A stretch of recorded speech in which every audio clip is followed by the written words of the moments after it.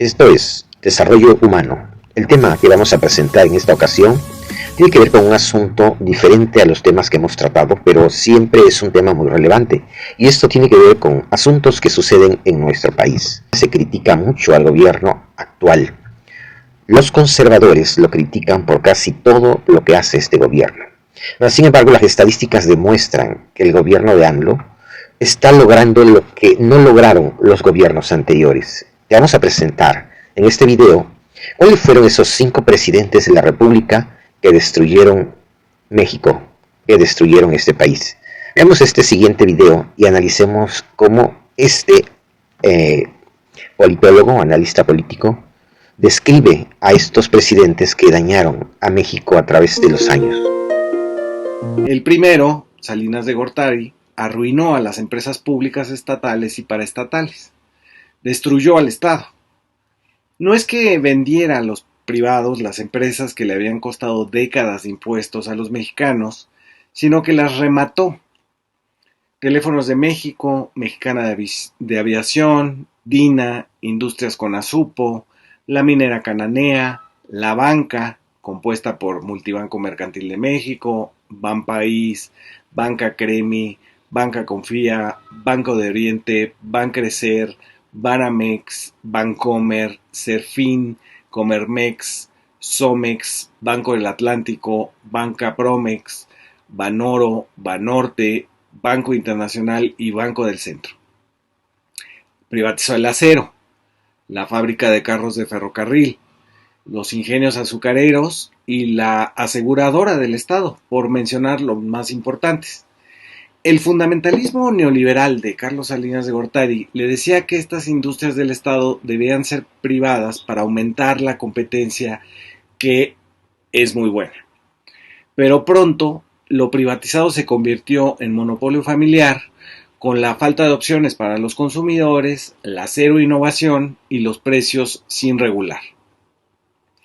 Otro signo de su fundamentalismo fue que, si bien muchas de las paraestatales funcionaban como empresas más o menos eficientes, se les llevó artificialmente a la quiebra para poder venderlas. Tal fue el caso de las acereras, o de Canal 13 de televisión, o de los estudios Churubusco.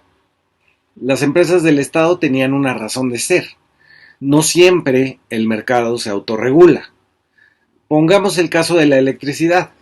Hasta que la nacionalizó López Mateos, las empresas privadas no atendieron la demanda de las poblaciones rurales porque hacerlo no les reportaba ganancias.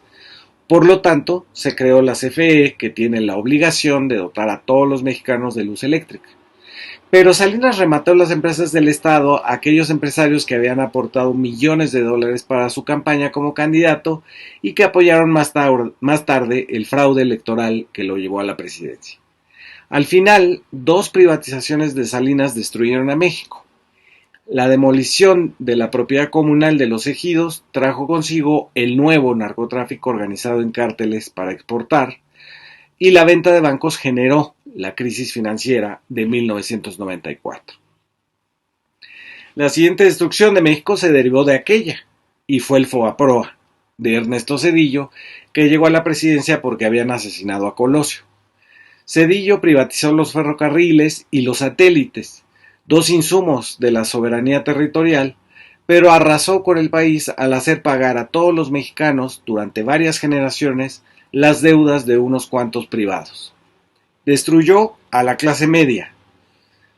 Al activarse el FOBAPROA en 1995, los banqueros metieron en esa deuda créditos fraudulentos, autopréstamos millonarios, acciones irrecuperables y hasta sus gastos personales.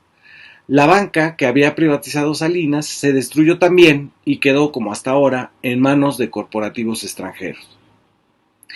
El monto de lo que seguimos pagando del FOBAPROA después de 28 años asciende a 1.040.570.000 pesos. No es que pagáramos para proteger a los ahorradores, a la clase media, que perdieron todo en los bancos por hipotecas y tarjetas de crédito, sino que rescatamos a los banqueros, que una vez sostenidos por el Estado, aprovecharon para que les pagáramos también todas sus operaciones fraudulentas. Ante la crisis de todos, menos de los culpables, es decir, los banqueros y los economistas de Harvard, Cedillo consigue préstamos de Estados Unidos y del Fondo Monetario Internacional usando las facturas futuras de Pemex como respaldo. Endeudó a Pemex.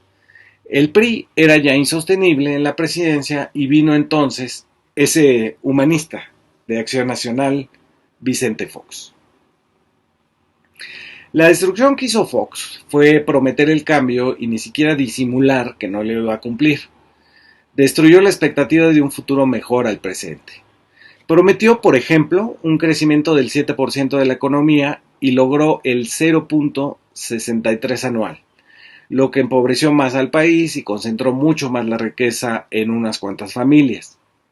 Con la cantada transición democrática llegaron los empresarios al poder. El propio Fox, un exgerente de Coca-Cola, y en su gabinete administradores de Gillette, Sabritas, Avantel, Vitro, Telmex, Bancomer, Banamex y las cervecerías.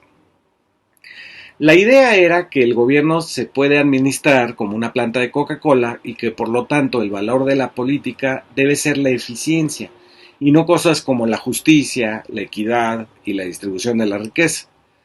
Por supuesto, la idea de que el presidente es como un gerente llevó a comportarse a sus funcionarios no como representantes de los ciudadanos, sino como CEOs de un consejo de administración con gastos exorbitantes y nula rendición de cuentas ante sus electores. Las toallas de $400 y una cama de $500,000. Fox reconoció en campaña 3 problemas nacionales, según él: los indígenas, la mujer, así dice, y el narcotráfico.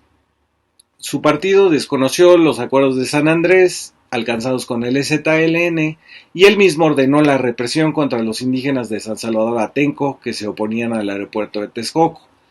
Tampoco implementó ningún programa social que ayudara a 1/3 de los hogares mantenidos exclusivamente por una mujer, a las que llamó lavadoras de 2 patas, y menos combatió el narcotráfico, que creció en su sexenio cuando Genaro García Luna, en la AFI, recibía $1,000,000 al mes solo por parte del cártel de los Beltrán Leiva, según el juicio llevado a cabo en Nueva York. Y justo es el narcotráfico la destrucción que lleva a cabo el siguiente presidente, Felipe Calderón, producto de un fraude electoral de Acción Nacional aliado al PRI. No sé si a eso le llamaría destrucción de México los que apoyan ahora al PRIAN. Destruyó la seguridad de ciudades y pueblos por todo el país. Lo que todos recordamos es la violencia imparable de la Marina y el Ejército contra los narcotraficantes por Michoacán, Chihuahua, Nuevo León, Guerrero. Pero del total de presentados ante las cámaras de televisión como detenidos entre 2006 y 2010, solo el 1.12 fue consignado por un juez. Por cada uno de los capos detenidos, que solo fueron 13, se usaron más de 5,000 soldados, según los datos de la periodista Nancy Flores. Y todavía nos sorprendimos de que el encargado del combate al narcotráfico, Genaro García Luna, trabajara para el cártel de Sinaloa, cuyo objetivo era usar al Estado para eliminar a sus contrincantes. 18,000 desaparecidos en narcofosas por todo el país, 150,000 viudas civiles, es decir, sin contar la de los militares y los policías, y un número de asesinados que el Instituto de Transparencia todavía no libera, de cuyo total se supone que el 10% es de inocentes civiles entre 2 fuegos. Además del desplazamiento forzado de cerca de 1 millón de personas que decidieron emigrar al interior o a Estados Unidos. Si eso no es una destrucción de México, francamente no sé de qué está hablando la oposición. La gente entonces vota de nuevo por el PRI, al que ya habían sacado en el 2000 porque se pensaba que podía temperar la bestialidad de Genaro García Luna y su jefe político Felipe Calderón, pero no resultó así. Peña Nieto destruye la confianza en las instituciones. Lo que hace el presidente Peña en tan solo 2 acciones: el manejo de la desaparición de los 43 de Ayotzinapa y la explicación de la casa donde vive a cambio de contratos públicos, que resulta desastrosa. En la primera, la noche de Iguala, hace que todas las instancias de su gobierno encubran la relación entre narcotraficantes y autoridades municipales, estatales, federales y de procuración de justicia.